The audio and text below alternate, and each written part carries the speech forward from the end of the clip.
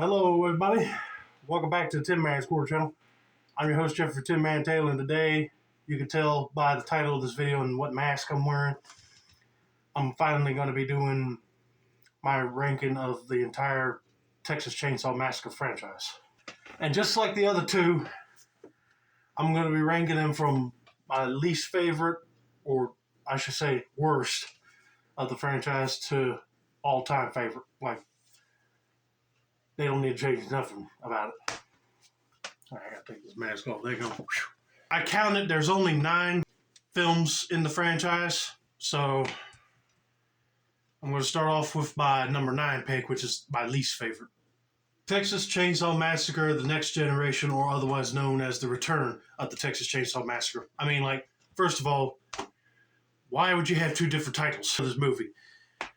I mean, if it was titled Texas Chainsaw Massacre Returns, I mean, that's fine, instead of saying The Return of the Texas Chainsaw Massacre, because Texas Chainsaw Massacre, The Next Generation, I'm like, okay, you hear that title, you would think, oh, it's a bunch of kids following in Leatherface's family's footsteps. Nope. Whole different meaning. New generation of kids just now knowing about this macabre family.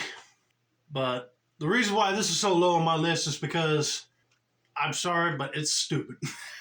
I mean, Leatherface and his family has to deal with the Illuminati. What? That's the reason for killing people?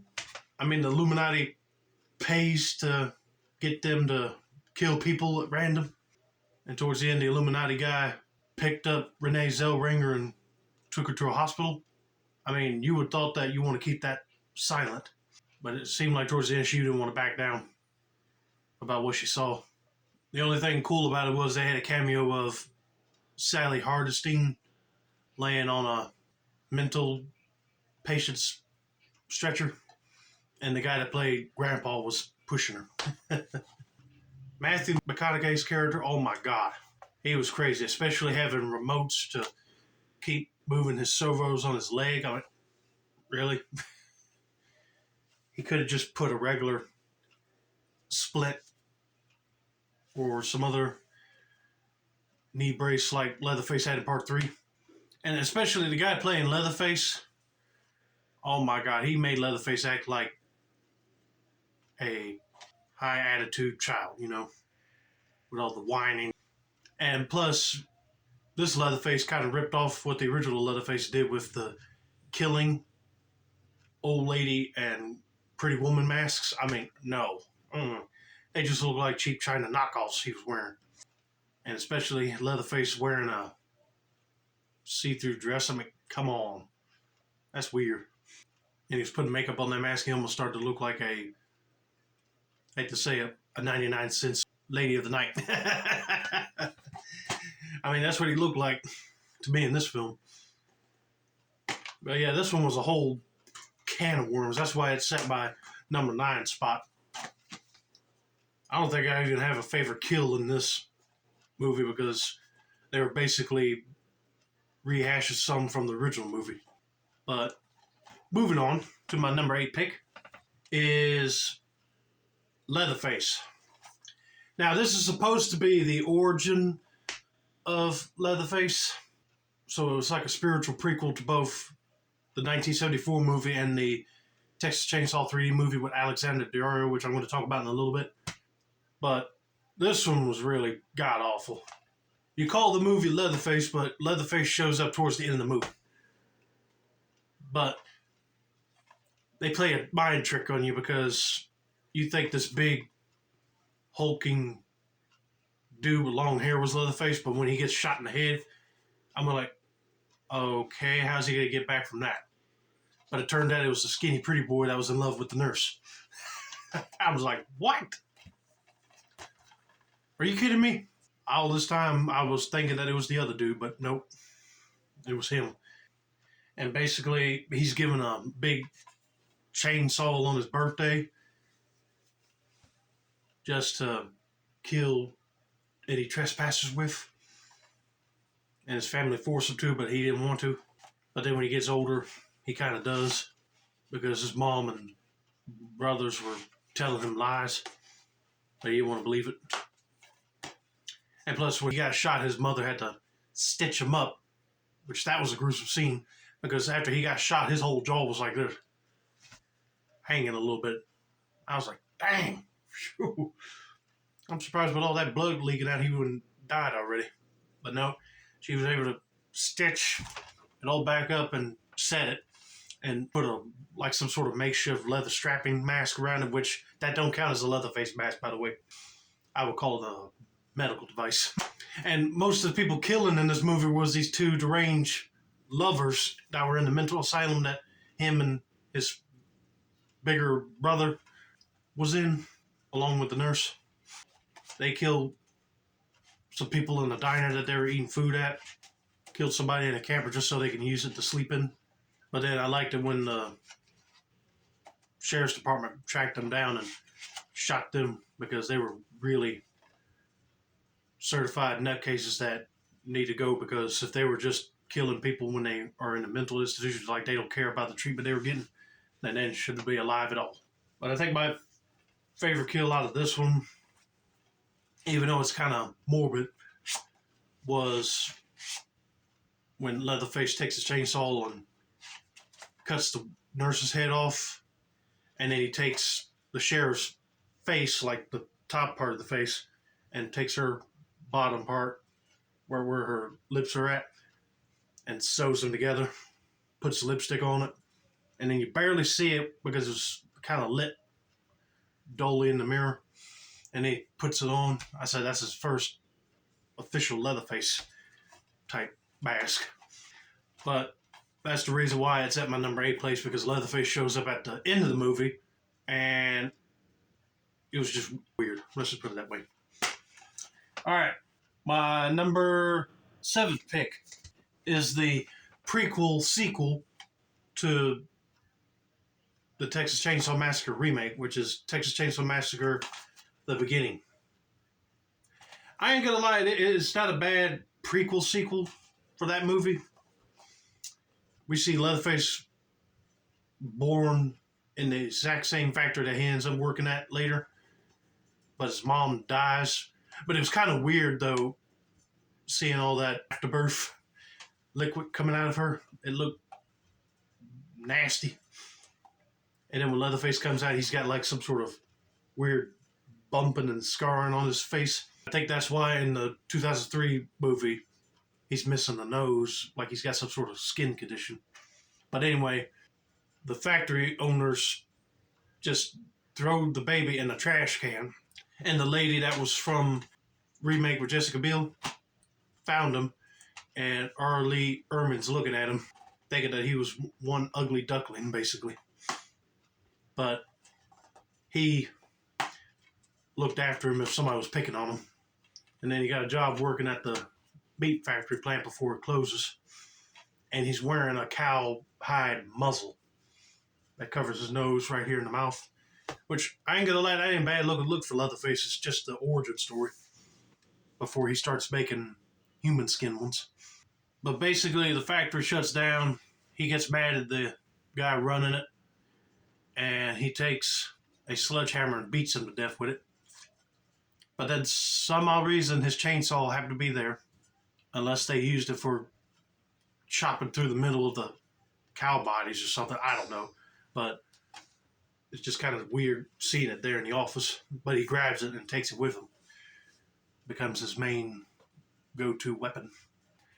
But anyway, there's 4 teens on a traveling trip, and the girls were going to drive the vehicle when they drop off the boys, because they were both getting re-enlisted back into the Army. But the younger brother did not want to go, so he was starting to burn his draft card, because his brother had a lot of horror stories from his time in the military, but he wanted to be back in the action.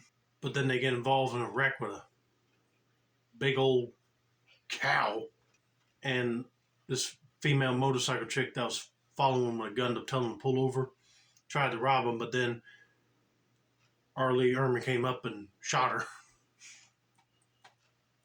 because he figured that she was full of BS anyway. But then he gets them all into their car takes him to the house, and Leatherface shows up and grabs the boys and hangs them up in their barn. And Arlene Erming's sheriff ends up torturing them. And the dude that was in the 2003 remake with no legs shows up with legs with a tow truck, and he has to tow their car back to their property. But it's funny how they argue on the CB radio, be like, you really had to leave a mess behind for me to pick up, did you? But then they tied the blonde-headed girl underneath the kitchen table, and the brunette already out of the car. So she was trying to get help, and then she found that motorcycle dude that was with the biker chick, and he told her to leave them alone, but she didn't listen. Or she told him that they took her. This movie right here was cool, but in my mind, it won't really necessary. You should have made a sequel off of the other one where they see Leatherface with the missing arm and what he's doing, or he got arrested one. I don't know. I think my favorite kill out of this one was the biker dude getting chopped up in half and Leatherface hiding in the back of that girl's car when she was trying to escape. And he took his chainsaw and went right through her. She wrecked and killed another policeman and bystander that was on the side of a road for something else. And he just started walking away like nothing happened. But overall, it's still a good movie. All right, my number 6 spot I don't have a physical copy of because it was released exclusively to Netflix. And it's the Texas Chainsaw Massacre 2022 film.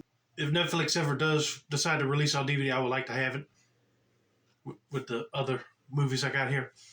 But I had that lower on the list because I still think that it's sort of a good sequel to the original movie, but they kind of redid the whole formula like Blumhouse's Halloween trilogy was doing. You bring back legacy characters like Sally Hardesty, but the original actress passed away, unfortunately, so they had to cast somebody that looked similar to her.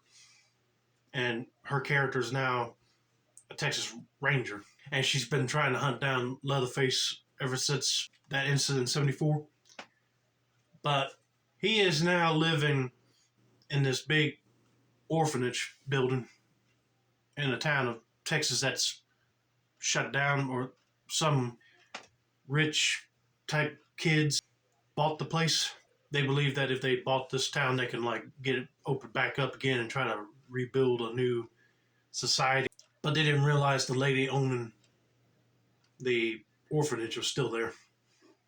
And they thought that she was not supposed to be there, but she said she got a title otherwise. And when somebody says they got a title for this place, you don't question them about it. You just let her stay there. But nope. Those kids wanted to be rude and question her about where the title was at. Like she didn't have no right to show them. And then Leatherface heard all the commotion, and he's standing right there on top of the stairs. But he's not wearing a mask. He's got his hair grown out long or growed a beard. Mustache. So people wouldn't recognize him anyway. But also, I didn't like the whole plot device in this movie where the lady had to say that she didn't have a problem with N-words because one of the main characters was a black male. I said, okay, but you shouldn't have not said the M-word. He will get offended.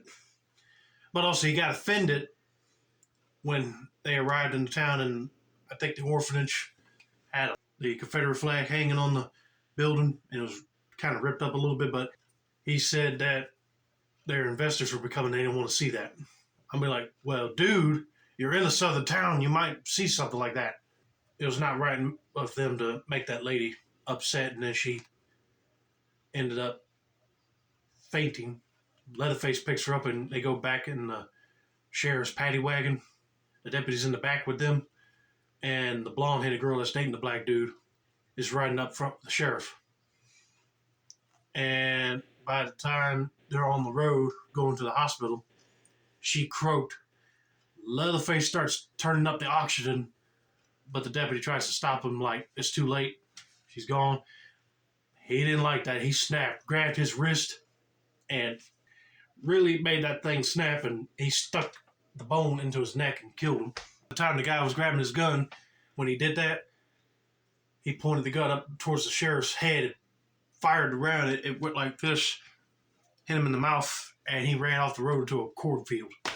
Luckily, the blonde-headed girl survived the impact, and so she's on the CB radio trying to get some help.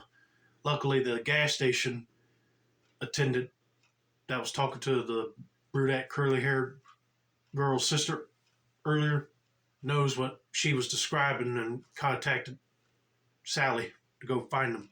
Leatherface takes the old woman out into the field and takes a piece of glass and just cuts her face right off. And I was like, oh, God almighty. And he didn't need no straps or stitching because it was just a last minute thing. So he just sticks that mask right onto his face, and it was still got ooey gooey blood, and so it's stuck on his face pretty good. And plus he cut a hole around her ear area so he could stick it over his ear to hold it on better. And then the sheriff was still alive, and she acted like she was dead and broke her window once he saw that she was moving, grabbed her, and took a piece of glass and stabbed her right here in the stomach and killed her. And he did the noble thing of closing her eyes. And then he just walked right on back to town, snuck back into the orphanage, mad as hell that all these investors came in. And it seemed like Leatherface in this movie did not want to put a mask back on and get his chainsaw running just to kill people because he was trying to disappear and stay away from any human contact. But once them teenagers came in, he had enough. So he took a sledgehammer, busted a hole in the wall, and there was the chainsaw. Now, this one was actually more close to the one that's in that film. Got the flatter top. The bar was a tad bit smaller. I get it. They were on a tight crunch to try to film this movie, and they couldn't find the exact model that was used in '74. So they had to grab the next best thing, which I didn't care. It was almost like trying to carry on that film with the sort of similar saw, but I could still tell it was different. But besides that, it was just kind of cool seeing him pull it out and be like, oh yeah, get it cleaned up, put fresh gas or something in it. He's ready to go to town again. And he ends up taking makeup and puts it on his new mask. Makes it really more creepy that way. And then he puts a signature yellow apron back on. Now, I think one of my favorite kills out of this movie was where that guy that was helping them as a contractor to rebuild the town came in to try to confront Leatherface. Leatherface grabbed him and also took his big sledgehammer and whacked him in the knee. And I said, oh my God, that hurt my knee just looking at it. And then he started fighting him towards the window and then knocked him down to the ground, took the sledgehammer and started beating him down in the head until his head was like missing a whole chunk of his skull. And he was already grabbing the keys to give back to that girl. But the one thing I did not like about this movie as well was when he got on the bus with the chainsaw and all them influencer investors had their phones up and he said, try anything, you get canceled, bro. I mean, he don't care. You're dead anyway. And I saw the text message reading like, oh my God, somebody call 911 or something, right?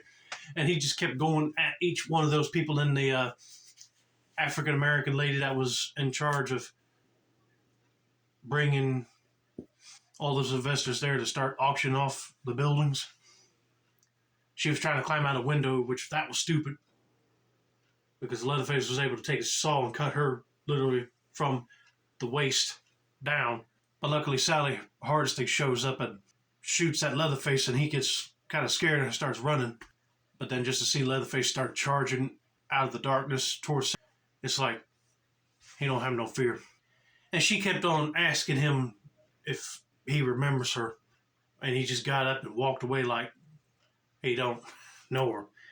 He's not going to remember every single one of his victims.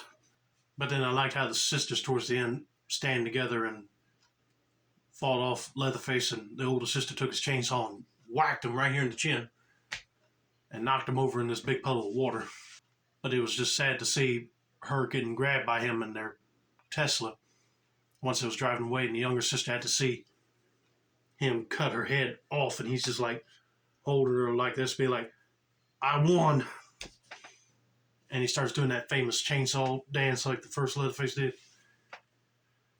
But then it was cool to see him walking towards the old house from the first movie. Now, it was filmed in another country, so I know that the house did not look exactly like the one in the first movie, representation of it.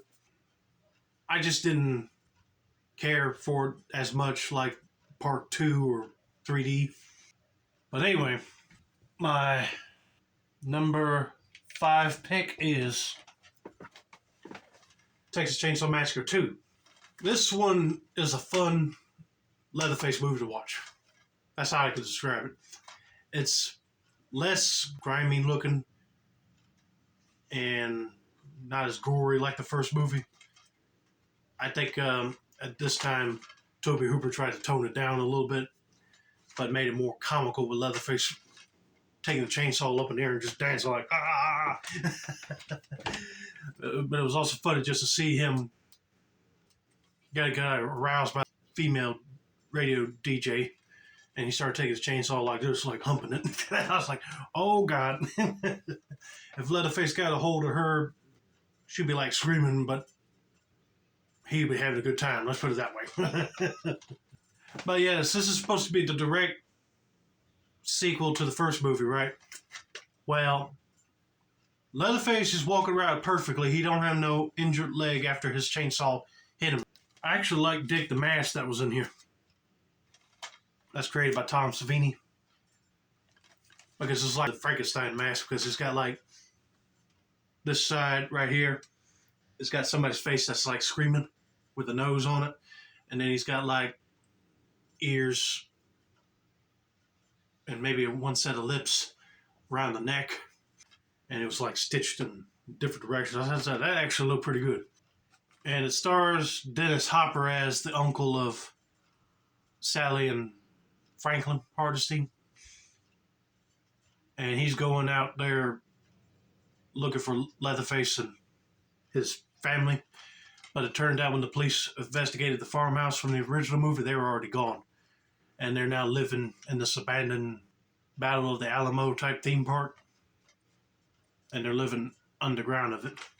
I actually like that scene where Dennis Hopper went into the chainsaw guy's business, and he was looking at all the chainsaws, and he left a bunch of money down on a log, and the guy just asked him, can I help you today? And he kept looking outside just to make sure nobody else was walking in, and he won't say nothing. He was just picking up saws left and right. He picked up this big grayish one, that's his main one, and he picked up 2 smaller chainsaws, and the guy told him if he wanted to test him out, there was a big log outside. He tested the big one, and he just started going like doing something that Leatherface would do. But my dad told me if you take a chainsaw and start beating it against the wood, the chain would automatically pop off. So it won't do that in the movie. Of course, it's movie magic. They probably just stopped filming and tightened the chain back on there. But that guy was like jumping out of his boots, thinking that was the most exciting thing he ever saw in his life. I was like, really? Dennis Hopper shows up with a chainsaw and runs the blade into the cook's hams. And Leatherface gets his chainsaw started, and they start doing like a Excalibur type fighting sequence, like a jaw-dropping moment and a jump back moment all at the same time when Dennis Hopper stabs his chainsaw into Leatherface's stomach, and he just kept on moving around like, ah! And he gets his side chainsaws cranked up and started fighting him with that. And then Stretch gets out of there, followed by Chop Top, and goes to the little resting place of their grandma holding the chainsaw, which looks similar to this one again, but it was more yellowish. So it might have been an old McCulloch or another Poland. But then she got that thing started every time Chop Top was cutting her with his razor blade and got him in the stomach. He fell down in the mine shaft hole that they were in. And the cook pulled a grenade and supposedly blowed all of them up, and Stretch is like hurling the chainsaw around like she gone crazy. But I think my favorite kill out of this movie was the one where Leatherface was on the back of the truck and Chop Top was driving, and they had nubbins attached to him just to scare the crap out of those boys that were calling in nonstop to the radio station's phone line. And Stretch recorded what happened on the phone with Leatherface chopping through their car's roof, chopped the driver's head, and he was like bleeding and caused them both to wreck. In a way, that's what you get for not only bothering Stretch on the phone line, but trying to do a little game of chicken with Leatherface and Chop Top. My number 4 pick is Leatherface, Texas Chainsaw Massacre Part 3. I think this is a better sequel than Part 2 in my mind, because it kind of continues off where the first movie took off. So the cook, Chop Top, Nubbins all went away, and Leatherface is with his other side of the family. And they got their own grandpa in there, but he looks more mummified than this one. And Leatherface is walking around with a leg brace to indicate that that was his injured leg from the first movie. I kind of dig the mask in that one because you see him making it in the beginning of the movie. And for some odd reason, this film introduces Leatherface having a daughter. I was like, how in the world was somebody able to make love with him unless she was forced and they killed her afterwards? And it was kind of cool seeing Leatherface use 2 chainsaws in this movie. One was wrapped in some leather wrapping, and it had some bone fragments hanging off the end of it and on the side. But then that chainsaw got destroyed. But then their brother that has a hook hand, they call him Tinker, made him a new chainsaw, but they nicknamed it Excalibur. And on the blade it says the Sawless family, which I thought that was a really nice touch. I think my favorite kill scene out of this film was not even from Leatherface. It was actually from the Doomsday guy. He poured gas on Tex, which is a guy that was wearing a cowboy hat in the beginning of the film. The Doomsday Prepper lit him the lighter, and he said, "You're toast, effer." Throw it in the oil and lit not only him, but the truck that they were right next to up. I said, yep, he's dead. But it was also satisfying just to see that girl kill that gas station attendant, which is another family member of theirs. They named him Alfredo, by taking a gun and just shooting him and throwing him out of the back of the truck. But this one was a better sequel film. So, like, you could cut out Part 2 and just have 1 and 3. Boom. Has a better storyline anyway. All right. My number 3 pick is Texas Chainsaw Massacre, the remake. Came out in 2003. Like I said when I was talking about the beginning movie, this one was the better of the two, in my opinion. I love the mask in this movie, and how Leatherface was killing people in this one was really way extremer than the original. But anyway, I love the house that's in both films. It's like a stone plantation house, but it was kind of weird just seeing pigs just roaming around in the kitchen. But yeah, Arlie Erman was acting like a real SOB sheriff in this movie, and try to scare that guy with the glasses, just try to recreate how that girl shot herself in the back of their car. And also another thing, when he picked up the handgun that she used to do that and put it back in his holster near his ankle, that would have been some red flags right there for them kids to just go ahead and go after he took the body. Because, you know, he probably would have just ended up burying her just so they wouldn't have no evidence of them kidnapping another family. But nope, they stuck around, got their noses in where they belong, and they were picked off one by one. But not Jessica Biel's character. She was the more strong-willed person. But I hate to see that her boyfriend, even though he acted kind of cold-hearted sometimes, it was sad to see him get knocked over the head by Leatherface, and then he just cuts his face off to make a new mask. And he searches his pocket and found a engagement ring, like he really was going to propose to Jessica Biel in that movie, but never got to. But it's really gruesome just to see that blonde-headed boy that went with her to go find Kimber got his leg chopped off by Leatherface with a chainsaw. It was also painful just to see him get impaled on a meat hook. But it was satisfying towards the end where Jessica Biel took a meat cleaver and chopped Leatherface's arm off just so he wouldn't be able to use the chainsaw, but then rescued the baby from the Hewitts and took off to go find help and get those police people to go down there and investigate what was going on. Yeah, all I can say about this film, it was a good storyline. The mask looked really mean looking, but it was cool. And it was better than the beginning movie, in my opinion, still.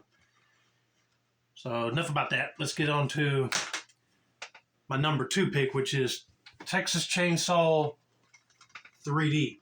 When I was talking to you guys about the Netflix sequel being lower on my list, it's because I had this one higher on my list. I still think this one was a better sequel to the original than that one, and slightly better than Part 2. Part 2 will stand the test of time as a horror comedy sequel, while this one might as well be considered as a true sequel. I love the storyline where the townspeople had enough of Leatherface and his family, and the sheriff came up there first just to get Leatherface to come out so he could arrest him. But the townspeople had to show up and light bottles of liquor, throw them in the house to burn the house down, with the family still inside of it. And Gunnar Hansen made a cameo as Boss Sawyer, and he was the one that made Drayton to give up Leatherface. Leatherface crawled out the back when they lit the house on fire and ran away to where his mom was living at. She got remarried to a rich guy and was able to own his property after he died. And I'm surprised the sheriff did not even had a backbone to arrest that guy that started the whole fire squad thing, because he ends up becoming the mayor of the town later.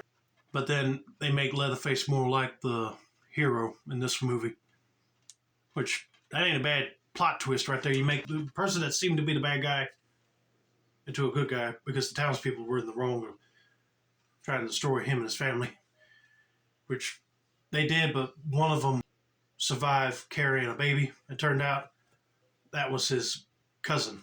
The man that took the baby ended up kicking her in the neck and killed her. I said, that's just wrong that somebody would do that. But yeah, Leatherface finds his cousin's friends in the Carson mansion house that he's in, and the hitchhiker guy grabbed her keys and opened up the safe door that he's behind, and he ends up getting killed, and they still think that he stole a bunch of their stuff, but they didn't know Leatherface was still down there. All Alexander Daddario's character had to do was open that letter once she got there and found Leatherface and told him who she was and explain why their friends are there so he wouldn't go after them. But no, he started killing each one of her friends off one by one, including her boyfriend, who was, in my mind, a piece of trash anyway, because he ended up cheating on her with her best friend that worked with her. But then I hated that one of the deputies that was played by Scott Eastwood was with the mayor and the other people that were involved with that night, because it turned out he was the son of the mayor. And he grabbed Alexander Daddario and took her to the old meat factory place, which I'm surprised it still had power to it, because they were able to turn on the meat shredder thing when Leatherface showed up, and they were going to throw him down into the meat shredder. But anyway, Alexander Daddario convinced Leatherface that their kin, she got loose from his chainsaw, cutting the ropes that she was tied up with, and grabbed a pitchfork and stabbed one of the men and killed him. And then threw the chainsaw towards Leatherface to kill the mayor. And I like it when she said, "Do your thing, cuz." And he cranked that chainsaw. It was a boom, boom, boom. And I think the mayor picked up like a crowbar or something. He started fighting him with that. And Leatherface got the upper hand and nicked him behind his Achilles heels. And he fell over, and Leatherface kept taunting him with the chainsaw, going backwards towards the meat thing. And he was holding on for dear life, and Leatherface cut his hands right off, and he fell right into the meat shredder. And Leatherface kicked his hands in there after.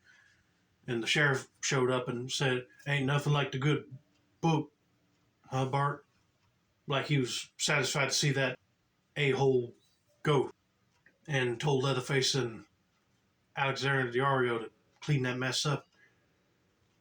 And then they went back home, and she tried to clean his mask off, but then when she tried to touch his mask, he grabbed her like he didn't want nobody touching it. But it was also kind of cool seeing him stitch that mask onto his face, even though it looked painful.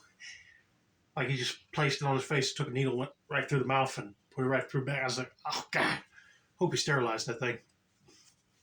But it's almost like he didn't care. But, man, I wish they made another movie off of this one. Just so because Leatherface was really cutting up the people on the newspaper article that was involved. I said, man, he should go after the bar owner because he's got his old chainsaw hanging up as a trophy. But I did enjoy the ending that they had where her adoptive family that was involved with that night showed up because they found out she inherited a lot of money, but they won't expect the Leatherface at the door to kill him. Will that happen? Probably not, since there's a new one coming out called Texas Chainsaw Legacy. And that's supposed to be another rebooted sequel. And of course, you probably know my number one pick is this one, your OG, Texas Chainsaw Massacre. Tobe Hooper did something when he made this movie. He didn't think that this character was going to be franchised out. It was just going to be one film until he decided to do part 2 later. This is a true slasher classic. And if you haven't seen it by now, what is wrong with you? But basically in this one, it shows more like 3D did, where Leatherface is technically defending his home because these teenagers walked right on in unannounced, and he started killing them just so he'd get rid of them. But then also use them for making barbecue meat. Ugh. But this film had Leatherface wear 3 masks like the Next Generation one did, but did it better. I found out the masks were made out of liquid latex and fiberglass insulation, which I heard that on set Gunnar Hansen was like getting agitated with that stuff, so I figured it was itching his face. It was hot down in Texas too, so imagine wearing those masks on your head for a long period of time and it starts burning up. But also I think they said somebody was on set, and when they yelled cut, Gunnar went like, "Thank you," and just ripped the mask. When I first watched this film, I thought this is a really grimy 70s slasher film. And just to see these bunch of teens riding in a van and they pick up a hitchhiker, but it turned out was Leatherface's brother. I said that would have been a bad thing to do in the first place if Franklin and the guy that's in the wheelchair suggest not picking him up, and they didn't listen because he said that guy probably smells like the slaughterhouses. But then he ends up taking his razor blade knife and cuts Franklin right there in the arm, and they kick. But I think my favorite kills out of this one was when Leatherface took the chainsaw and started cutting up at Franklin, and Sally ran away from him and started doing a big chase through the house. But then the other scene was where that guy, like I told you, they turned into a puppet part 2, got hit by the truck. I feel like all the other Texas Chainsaw movies that they did since cannot top the OG. Okay. Hope you guys enjoyed my ranking of the Texas Chainsaw Massacre franchise. Now, like I said earlier, if the new Texas Chainsaw Massacre movie comes out anytime soon, then I might end up doing an update with that film as well. But anyway, this has been another successful installment of the Tin Man Score channel. I'm your host, Jeffrey Tin Man Taylor. I said that's a wrap. And have a nice day, buddy. And definitely stay away from chainsaw wielding maniacs.